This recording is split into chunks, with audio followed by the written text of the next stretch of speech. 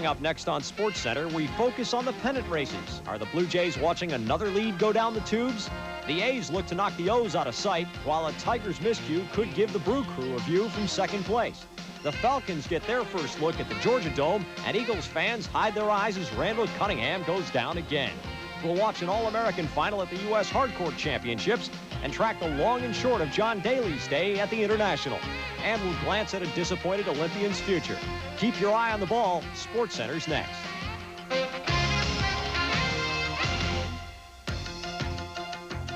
Hello, everybody. Alongside Tom Mees, I'm Jack Edwards. We're with you for the next half hour. Will Randall Cunningham be with the Eagles on opening day? The Philadelphia quarterback and in that person, most of the team's offense got dinged up a little bit today. At the Georgia Dome. Well, we start in the American League, the good old national pastime, where the A's got a little less fearsome when they put their premier power hitter on the shelf to heal. That's right, for only the second time in his career, Mark McGwire's on the disabled list. The A's placed the Major League's leading home run hitter on the 15-day DL with a strained right rib cage. That was injured earlier in this series with Baltimore. So without McGwire in the lineup, the A's tried to widen their 6-game lead in the West by making life miserable for the Baltimore Orioles, who have their own divisional rivals to worry about. Let's go to Camden Yards and see what happened. Big Ben McDonald's giving up a few gopher balls. Make this number 29 to Harold Baines. 29 homers given up by McDonald leads the Major Leagues, a dubious distinction. Mike Moore, the A's, gets some help. Brady Anderson is the batter for Baltimore. Hits it hard, but the Mena, Mike Bordick with the grab. Yeah, he gets him at first. Mark McLemore bloops one to left. Ricky Henderson, I tell you, they fight and fuss and feud, and they can still play baseball, the A's. Makes the sliding catch. Reminds you of the A's of the early 70s, doesn't it? Moore had a good outing. Jose Canseco did, too. He's on fire of late. Singles to left. Lance Blankenship and Henderson score. That made it 5-1. Canseco on the day, 4 RBIs.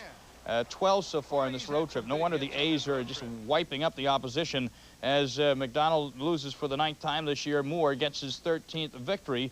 And the A's are still well ahead in the Western Division. What about the road for the Oakland A's? Well, last year, Oakland won 37 games on the road for the season. Today, they won their 38th road game. The reason is it always is pitching. An ERA better than a run a game, better than it was a year ago. And the gopher balls are way down as opposed to what they did on the road last year. So Oakland has it in gear. Another big interdivisional game had Toronto at Minnesota. Scott Erickson, you don't know what you're going to get with him these days. He's up, he's down. Here he is to the Blue Jays, blowing away Joe Carter. No score in the bottom of the 5th. Jimmy Key pitched well his last time out for Toronto. Made one mistake today to Little Eddie Webster.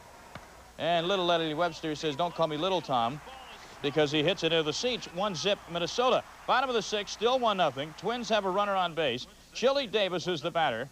Lines it to left. And you know what they say about the Metrodome lights? Where is it? Derek Bell couldn't find it. The ball goes over his head. Scott Leah scores 2-0.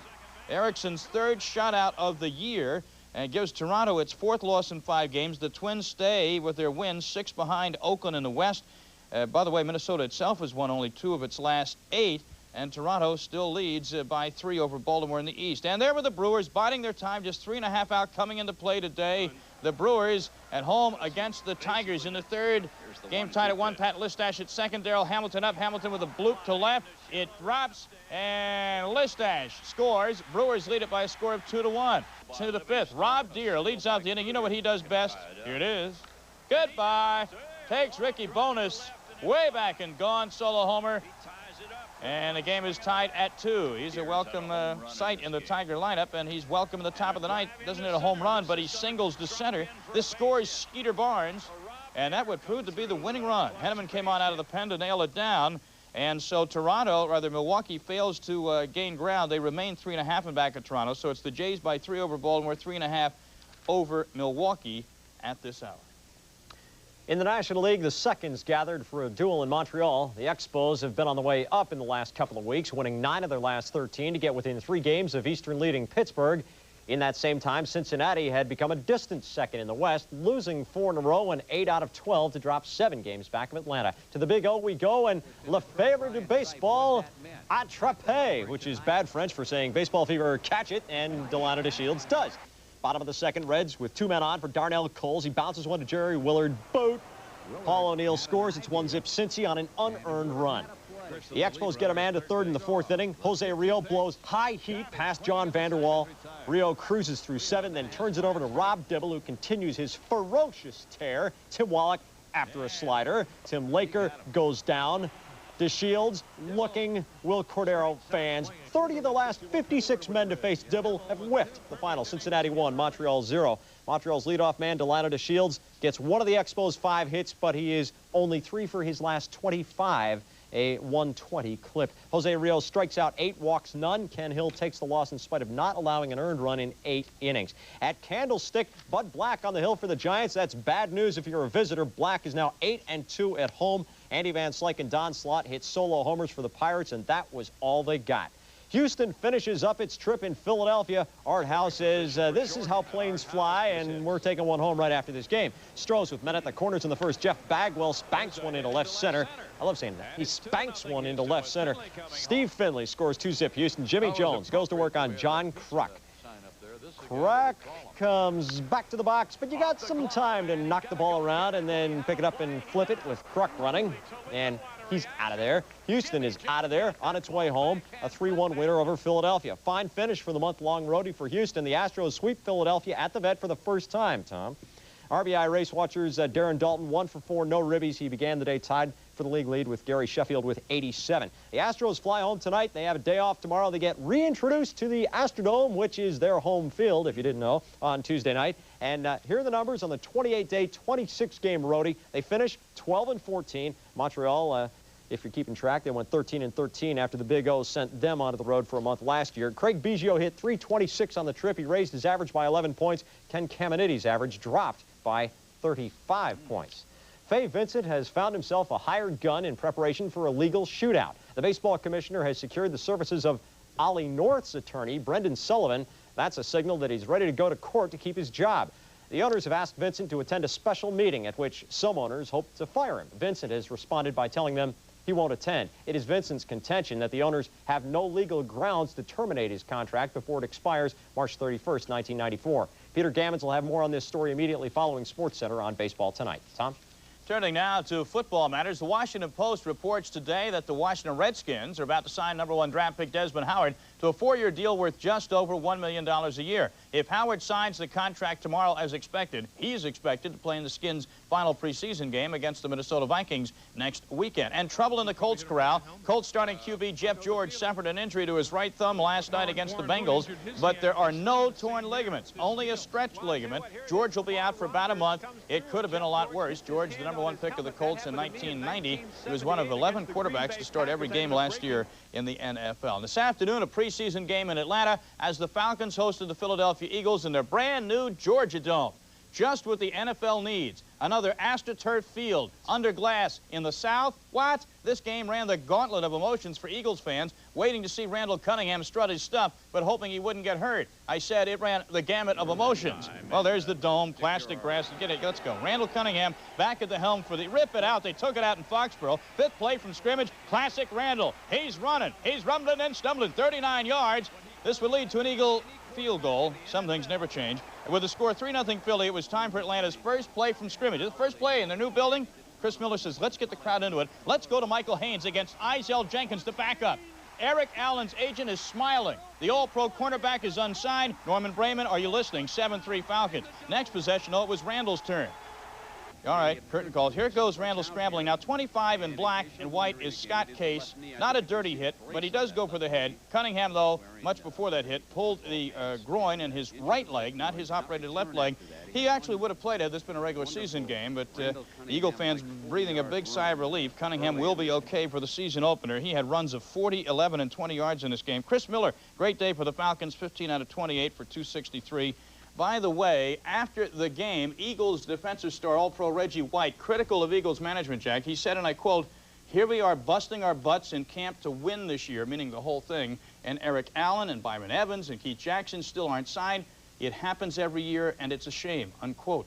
I wonder who Reggie was talking to. By the way, the campaign to rename the Georgia Dome the Mies Dome, no, dead. Not. Yeah. There's more to come in this edition of SportsCenter. We'll check the tennis tours with U.S. Open warm-ups on tap, and we'll have highlights from auto racing where the leaders dance across that fine line between aggressiveness and being totally out of control. Totally out of control, that's me. But first, a glance around the ballparks. Texas, boy, when they break a losing streak, they break it, don't they? Just ask the Indians. Seattle all over Roger Clemens today, 9-3. California with a winner in extra innings against the Yanks, and McDowell goes his 11th complete game of the year. The White Sox still hanging in there. The Dodgers trailing. You know if the Cubs win this game? In fact, it's in the 6th inning, we understand. The Cubs will be 7.5 out on the East. You know that? San Diego leads New York by a score of 4-3. And coming up at the top of the hour, baseball tonight looks at the most serious run at a Triple Crown in 25 years. Gary Sheffield keeps on ripping, and they'll look in on San Diego's sudden superstar. Then at 8 Eastern time, the Braves send Charlie Lee Brandt to the hill against St. Louis's Omar Olivares. Lee Brandt has beaten the Cards twice already this season.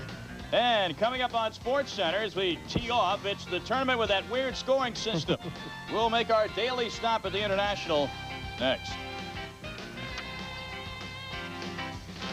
SportsCenter is brought to you by Bud Dry. For a beer that's refreshingly different, try Bud Dry.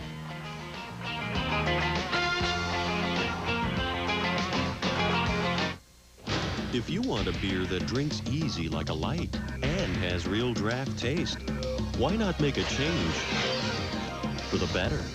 Refreshingly different Bud Dry.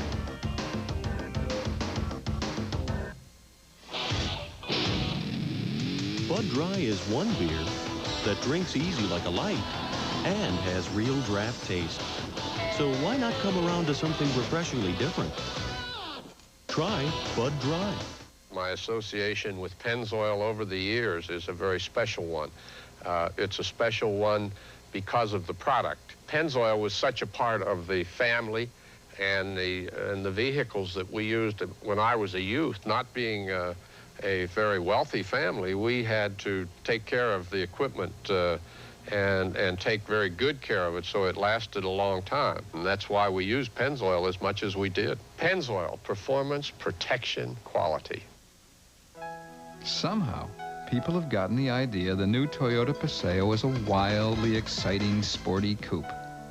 The Paseo is a practical, sensible car. Okay, so it has some muscle. And a low starting price could be a big turn-on. And sure, you're going to be instantly popular. That's no reason to do something impulsive. Think it over. The all-new Paseo, a very practical car from Toyota. This golf update is brought to you by Toyota, reminding you to always buckle up. Do it for those who love you.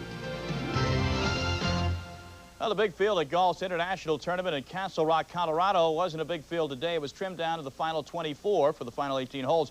Remember, aggressive play rewarded here. Birdies and eagles are great. Par is nothing, and the rest we don't even want to talk about. You need points in this, so you get John Elway. No, you need points on the green. Brad Faxon was the rabbit today here on 15, rolls into birdie for 2 points. He posted a plus 14. Big names went after the lead. John Daly with a chip from the bunker on the 10th. He lives on the course. He ought to know it. He mounted a charge, but then Daly at the 15th misses this birdie, so he gets a par, which is 0 points. Now, the Great White Shark was swimming around. He made his run, too.